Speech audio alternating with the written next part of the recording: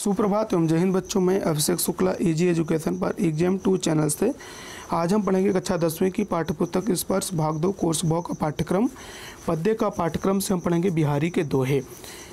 तो आइए हम अपनी वीडियो शुरू करते हैं। वीडियो शुरू करने से पहले मैं आपको कहना चाहूँगा कि वीडियो अच्छी लगे तो लाइक कर अपने दोस्तों में शेयर करें और चैनल पर नए हैं तो चैनल को सब्सक्राइब करना ना भूलें। ठीक है, तो देखिए इनका पहला दोहा है कि सोहत ओढ़े पीत पटु श्याम सलोने गात मनो नीलमणि शैल पर आतप परे प्रभात। सोहत का अर्थ है अच्छा लगना, पीतु का अर्थ है पीला, पटु का अर्थ है कपड़ा, गात का अर्थ है शरीर, आतपु का अर्थ है धूप, नीलमणि का अर्थ है नीलमणि पर्वत। ठीक है, अब यहाँ पर परे मतलब पढ़ना होता है, प्रभात का अर्थ है सुबह। ठीक है, इस दोहे में बिहारी दास जी ने श्री कृष्ण के सांवले शरीर की सुंदरता का वर्णन किया है। ठीक है, इसका भावार्थ इस प्रकार है।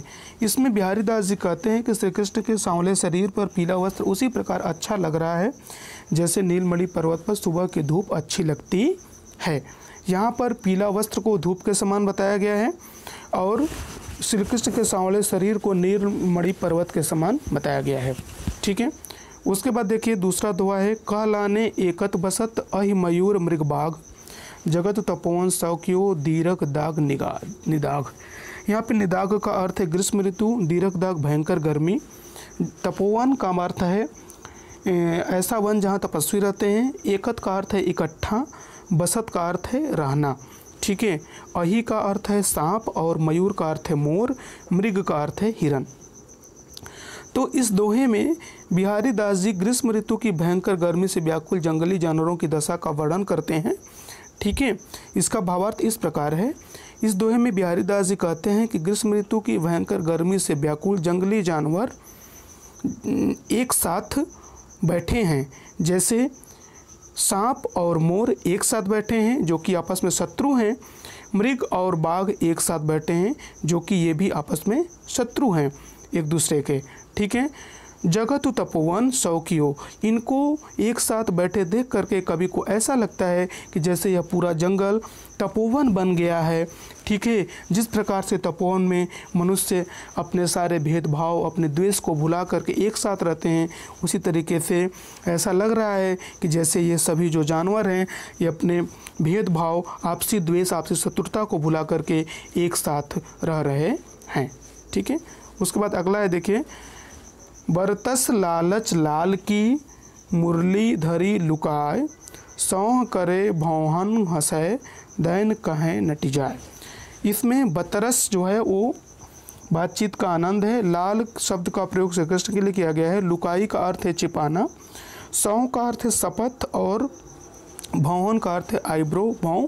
ठीक है, नट जाए मतलब मना कर देना। ठीक है, इसमें जो है वो बिहारी दास जी कहते हैं कि इसमें गोपियों द्वारा श्री कृष्ण की बांसुरी चुराए जाने का वर्णन है इस दोहे में। इसका भावार्थ इस प्रकार है। इसमें बिहारी दास जी कहते हैं कि इसमें गोपियां श्री कृष्ण से बात करने की लालच में उनकी मुरली छिपा कर रख देती हैं, पूछने पर शपथ भी खाती हैं कि उन्होंने उनकी मुरली नहीं चुराई, बाद में भौहों को घुमाते हुए हंसती हैं और मुरली को देने से इनकार करती हैं। अगला है देखिए कहत नटत रीझत खिजत मिलत खिलत लज्जात भरे भवन में करत है नैना नहीं सब बात।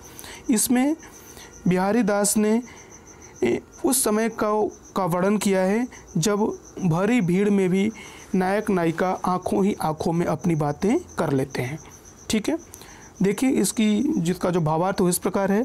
इसमें बिहारी दास जी कहते हैं कि नायिका नायक से बात करते समय कभी वह मना कर देती है यानी इनकार कर देती है, कभी वह नायक पर मोहित हो जाती है, कभी वह बनावटी गुस्सा दिखाती है, कभी प्रसन्न हो जाती है तथा कभी आँखों के मिलने से शर्मा जाती है। इस प्रकार भीड़ से भरे भवन में आँखों ही आँखों में दोनों बातचीत करते हैं और किसी को पता भी नहीं चलता है। ठीक है, आगे देखें बैठी रही अति सघन बन बैठ सदन तन माह देख दोपहरी जेठ की छाहों चाहती छाँ। इसमें जेठ महीने की भयंकर गर्मी का वर्णन किया है बिहारी जी ने इस दोहे में। ठीक है, वो कहते हैं कि बैठी रही अति सघन बन न देख दोपहरी जेठ की। यहाँ पर बिहारी दास जी कहते हैं कि जेठ की महीने की दोपहर में अत्यधिक धूप के कारण छाया भी छाया ढूंढती है, ठीक है।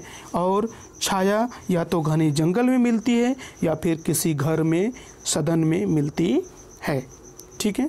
अगला है देखिए, कागज पर लिखत न बनत कहत संदेश लजात कहिए सब तेरो यो मतलब हृदय, मेरे ही की बात, ये मतलब हृदय ना की बात।